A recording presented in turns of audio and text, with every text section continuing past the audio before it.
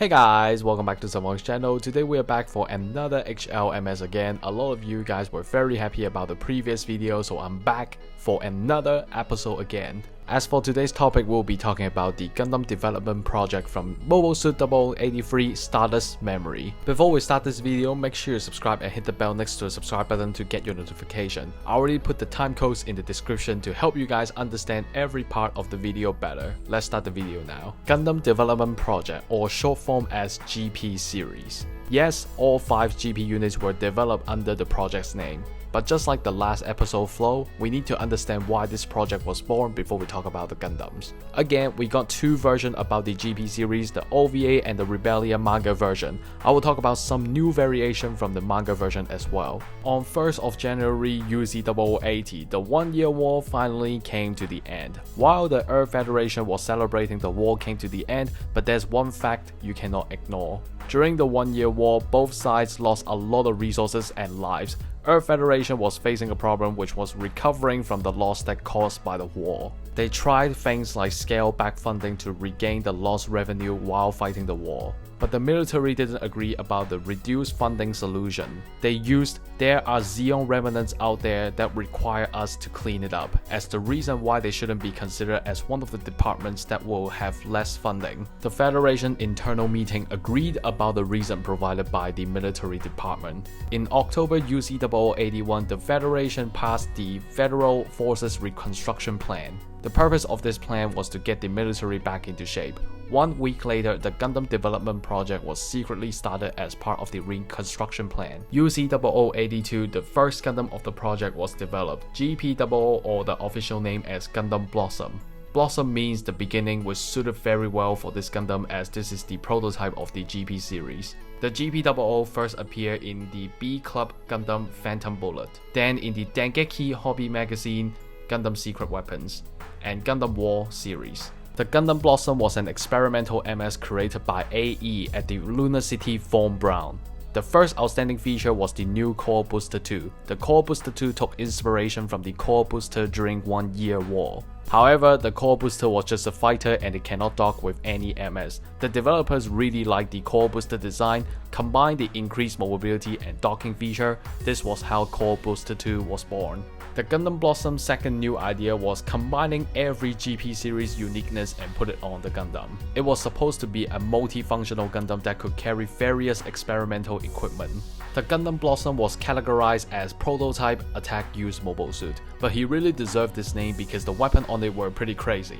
I would say this machine was a trial to combine GP01 to GP04 on the Gundam. Let's talk about the weapons of this Gundam. Coming up first, we got the long-range beam rifle. Attached on the right side of the backpack, high firepower and long effective range. However, it does not use a standard ECAP system, which means you need to charge between each shot. The accuracy was relying on the MPIWS on the left side of the backpack. At the left side of the backpack, we got the MPIWS, full form as Minovsky Particle Interference Wave Searcher, a disc-shaped radome that had a wide sensing area. But here's the funny thing, the reliability of this sensor is very low and frequently malfunctions. The long-range beam rifle relied on this sensor to target, but this thing malfunctions? Oh my god, I can't imagine the stress that you have to go through every time you're trying to fire the beam rifle. Lastly, it got a pair of beam sabers inside the shoulders. Now, let me be very clear about the following information. The history or development plan were very arguable because there wasn't an exact official answer about why the GP00 was scrapped or damaged. Some versions said it was out of control and disassembled itself. Some versions said it was destroyed by Zeon remnants that interrupted the test run. Some versions said it was caught in the wreckage of an abandoned ship and it was destroyed. Anyway, whatever happened about the Gundam Blossom is not sure about the final answer, but what we do know is the fact no matter which version, the data was successfully recovered. The developers realized that the equipment will cause balance issues, making piloting difficult. They gave up the multifunctional idea and split it into 4 other Gundams. On 29th of September UZ0083, the GP01 was transferred to the Torrington base for terrestrial testing. The GP01 was the second unit in the Gundam development project, since all the GP series were named by flowers. The GP01 name is Zephyranthes, meaning pure love in flower language. The GP-01 was designed to operate between space and Earth, but before the battle, it must switch core fighter and adjust the data. Otherwise, it will become impossible to pilot due to lack of balance. One special thing about the core block system, the developers did notice that the old core block system was just dead weight after it was docked into the Gundam. For the core fighter 2 in the GP-01, it will serve as a thruster of the Gundam and at the same time still kept the OG settings on it.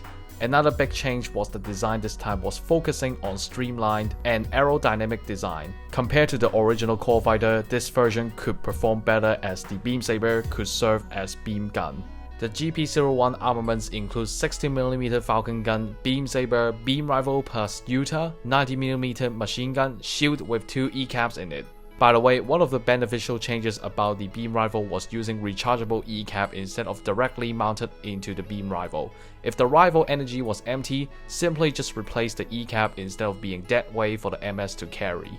The GP-01 was transferred alongside with the GP-02, where the GP-02 was stolen by Zeon's ace Underverugato. Core Uraki temporarily used the GP-01 to go after him. Later, it was launched to chase GP-02 in a couple battles, such as stopping the H.L.M.S launch into space. However, when the Albion crew went to space and faced against Shima Gallahorn Marine Corps, due to Uraki was being immature and launched the GP-01 without environmental adjustment, it was heavily damaged by Shima's Gedagugu Marine Commander type. The space-used core fighter was ready by the time when Albion was in space, but unfortunately the GP-01 was wrecked before it can switch the core fighter. While the GP-01 was being repaired, the developers decided to give the Gundam a massive overhaul. The result was GP-01 Full Banyan. The Full Banyan was designed for space combat and completed under 2 days. Multiple new thrusters were added on the Gundam to further enhance its mobility. There were new thrusters in the chest, shoulders, and legs. The chest thrusters were designed as reverse thrusters. They will activate by expanding the covers. In order to extend the operation time, the engineers built the propellant tanks inside the shins. The most noticeable change was the universal boost pods on the backpack. They were capable of accelerating in a short time and the output was pretty high compared to the MS in that era. But with the great acceleration comes great G-force. The pilot inside the cockpit is going to have a tough time dealing with the overwhelming G-force while getting super acceleration. About the core fighter of the Full Banyan version, the wings of the core fighter 2 was completely removed because they were useless in zero gravity environment.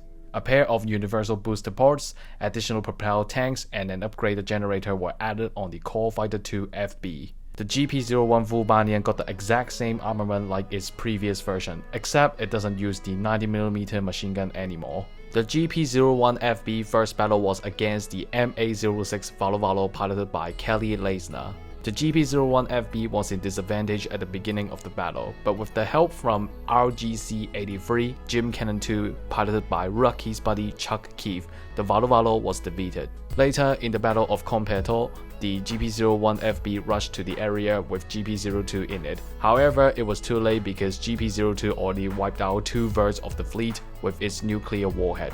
Uraki and Gato settled for the final battle. Both units were destroyed and this is the end for the GP-01 FB.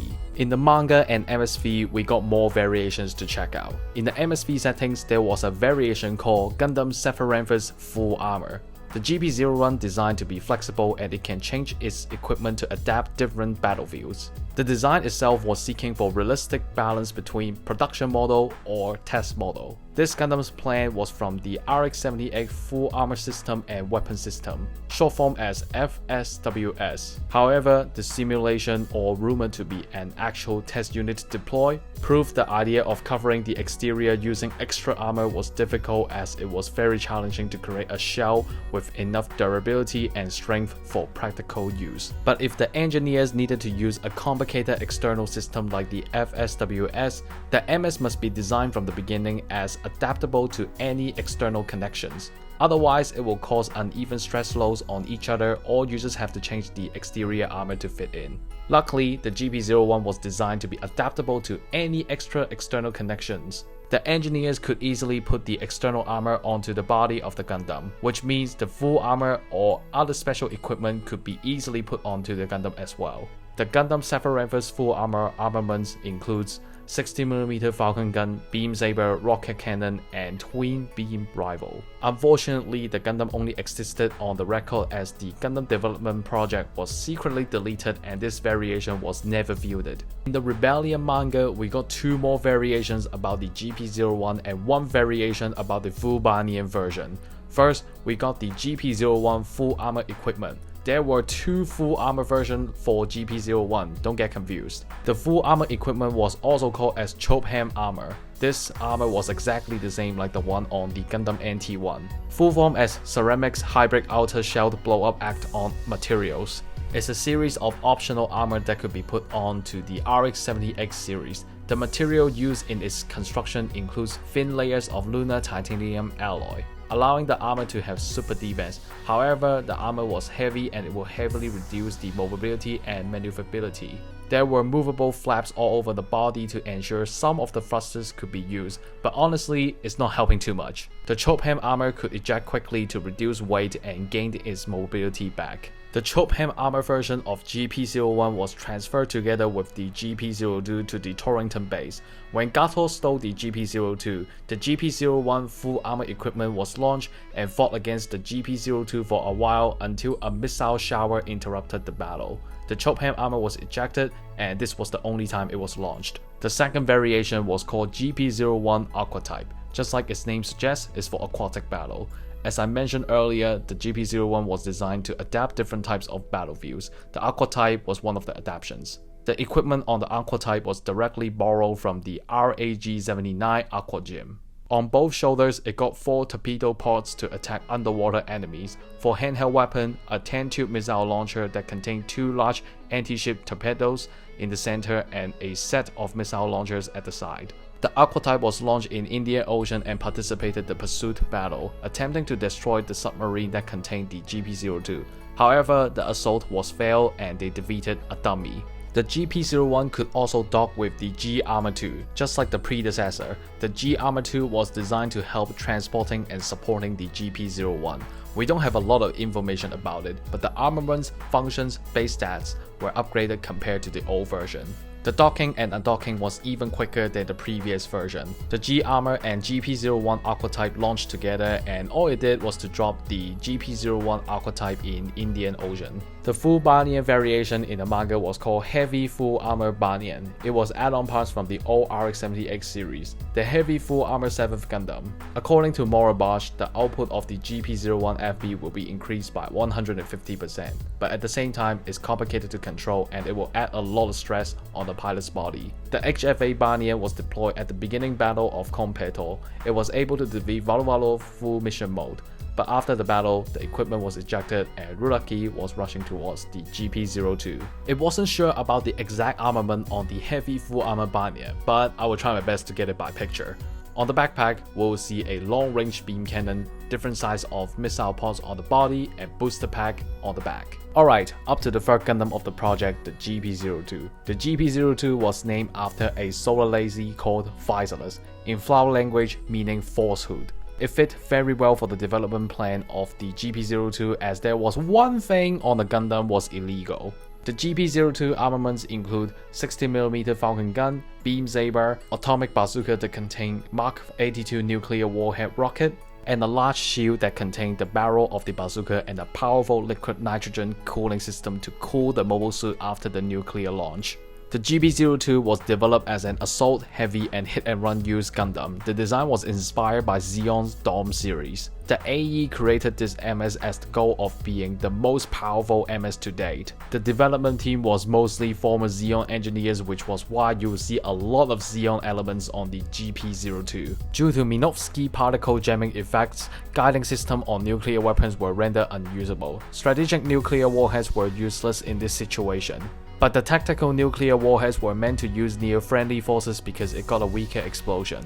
However, the Mark 82 model was classified as tactical nuclear warhead because its explosive power was similar to strategic nuclear warheads. The GP-02 don't have core block system, but instead the cockpit strengthens the impact resistance and use a spherical shell-shaped design. If the nuclear warhead was launched, the armor, impact resistance, and the large shield will work together to offset the shock wave and heat from the explosion. Maybe some of you are scratching your head and thinking, how come Earth Federation ignored the treaty? Technically, they violated the Antarctic Treaty, and at the same time, they didn't. It's a weird situation. The treaty mentioned that it was prohibited to use nuclear weapons, but it didn't say you cannot develop or store nuclear weapons. Conclusion is, if the warhead was never launched, it didn't break the rules.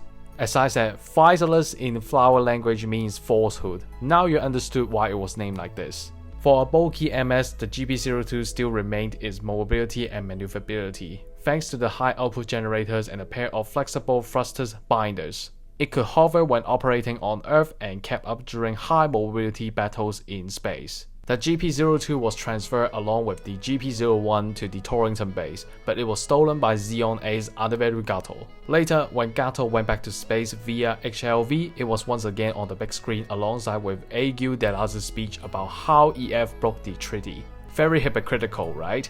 During the Battle of Compedor, the nuclear warhead was successfully launched and destroyed 2/3 of the naval review fleet. Later, the final battle between GP01FB and GP02, both units were destroyed and bye-bye. In Harmony of Gundam, we got 2 more variations about the GP02. The first one was called GP02A Beam Bazooka type. The Delaz fleet designed this alternative equipment for GP02 to use it after it launched its nuclear warhead. Just like the atomic bazooka, the beam bazooka has 2 components, with the barrel inside the shield and the back portion is mounted on the back of the right shoulder. The beam bazooka was very powerful that it could rival the mega particle cannon on MA05 Beagle. Despite this design is pretty logical, but it only existed on design book. The second variation was called GP02A Type MLRS. This equipment was designed by Earth Federation for attacking enemy base or supporting friendly forces during mid-range battle. The atomic bazooka was removed and replaced by multiple launch rocket system, short form as MLRS. The MLRS featured 3 tubular missiles containers on each side for a total of 6 containers. According to AE simulation, the firepower of the MLRS could easily destroy an entire city. This equipment was made for destroying Zeon remnants hiding spot in Africa and Eurasia, but it was never produced when the GP02 arrived at Torrington base. Since the GP02 was stolen, the additional plan was scrapped.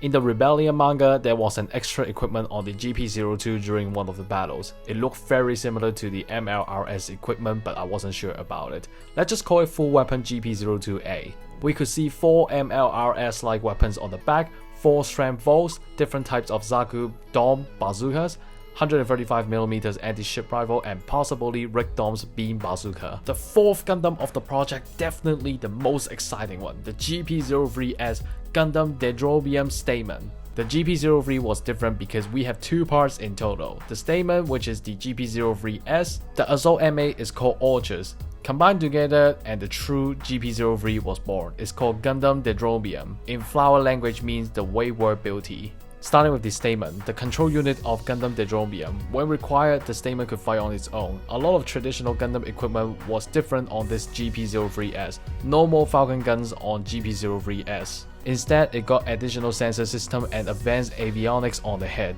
The core block system wasn't there in the OVA, but in Gundam Evolve, the Stamen had the system. The OVA showed us that the cockpit was spherical with linear seat and panoramic monitors that gave the pilot a full view of the battlefield. The reason why the cockpit was designed this way was to allow the pilot had a superior fire control capability. The most iconic thing on the Gundam was the folding arms, mounted on each forearm, and it got 3 times reach compared to normal arms. The purpose of the folding arms was to retrieve its own weapon or the weapons in the Orchis weapon containers. The other iconic design was the tail binders on the waist. There were thrusters inside of it to help the Gundam increase its mobility and maneuverability. Other than that, the tail binders will serve as aimbag control and docking system with the Orchis unit. The GP03S armament includes beam saber in the backpack, custom rifle with Utah, folding bazooka from the Orchis weapon containers, hyper bazooka, and folding shield that contain 4 rifle E-caps. Now, the OVA didn't show us individual performance about these statements, so why don't we move on to the interesting part? Let's talk about the GP03 Gundam Dendrobium. The Earth Federation needed a design for territorial defense in space. Since they were interested about Zeon's MA design, they asked the AE to design the GP03 like the Zeon's MA. Small unconfirmed fun fact, the Earth Federation actually used some elements from the HFA-78 Heavy Full Armor 7th Gundam to create the idea of GP03. The design concept of the GP03 was include universality of a MS and maintain MA's firepower. The GP03 had the same firepower and acceleration like a MA, also being one of the gigantic machines during that era. The GP03 itself was as powerful as big MS team or a small battleship. The developers also did some research about Zeon MA pros and cons, combining the idea of core block system using GP03S as the core block system. The rest of the Orchards was the MA weapon containers, making the GP03 very flexible, fighting in long range, powerful and fast. Close range or emergency situation, separate from the Orchards and fight as a normal MS. The Gundam Dendrobium armament includes Mega Beam Cannon on the right side, destructive enough to one-shot a Musai class or Zanzibar class. Two large claw arms on its underside, they could grab the enemies that penetrated the eye field, crush them or throw them out. At the middle of the claw, it could generate a large beam saber and cut through metal without anti-beam coating. The large beam saber was very powerful, it could easily slice off the Musai class late production type's bridge. An eye field was on the left side, very effective against beam weapons but not physical weapons. 3-tube large missile pod in the weapon containers that could easily destroy normal MS. The 108-tube micro missile pod that could generate barrage quickly and wiped out a large group of enemies. Demolition chain inside the weapon containers was 500 meters plus long cable, rocket guided. It will detonate near the target without attach on the target. The chain is powerful enough to destroy a Musai class in one blow. Through the folding arms, the GP03 could use the stamen weapons too. The GP03 was launched after the whole Albion crew stole it from Lavian Rose. The hit and run tactic worked so well as the GP03 shot down countless MS and destroyed a great number of ships from the Delazi fleet, returned to Albion for resupply and launched again to do another hit and run. In the final battle, the GP03 fought against Gato's Noejiru. Both units were heavily damaged in the battle and the Solar System 2 completely wrecked the Orchards unit. The final result is Ruraki and GP03S were both fine. After the war, the Gundam development project was secretly deleted, but the design in UC-088, like the EXS Gundam and Deep Striker, still took tiny inspiration from the GP03. The last machine of the GP series, the GP04 Gerbera, in flower language means mysterious. The GP04 history is a bit complicated, so I will split it as OG and manga settings. In the OG settings, the GP04 was designed as high-speed assault Gundam. Earth Federation realized during 1 year war, Zeon high-speed strikes always work because there is little reaction time for them. Which was why it's not surprising that Earth Federation is developing its own high-speed assault MS. However, because the functions were overlapped with GP01, which was why the GP04 was scrapped. But AE only completed the frame and reworked it as AGX04 Gerbera Tectella. Since the vice president of AE and Shima Galaho completed an under-table deal, it was transferred to Shima Galaho as her personal MS. There was an unconfirmed rumor that Earth Federation Hokusai Jamitofu Heyman secretly stopped the development of GP04 so he could easily transfer to the spy. But we will never know the truth because it's just a rumor. The GP04 armaments includes Beam Saber, Long Range Beam Rifle, Custom Beam Rifle, Custom Shield, and 3 Strand Boosters. Strand Booster is a device that works similar like a booster pod, with higher performance thrusters as well as propellant tanks. The booster can increase the amount of fuel the MS could carry and travel range. When it's emptied, just eject it to reduce weight. The AGX04 Gerbera Tectella was secretly transferred to Shima Galaho. Tectella is 4 in Asian Greek number, so combined together will be the mysterious 4, which fit very well for the MS because nobody knows the true identity except a few people. The Gerbera Tectella was created by AE division with former Zeonic company members. They hit the original Gerbera design very well. The Gerbera Tectella armament includes 110mm machine cannon on both forearms, beam saber, beam machine gun, and optional equipment like Strand Booster.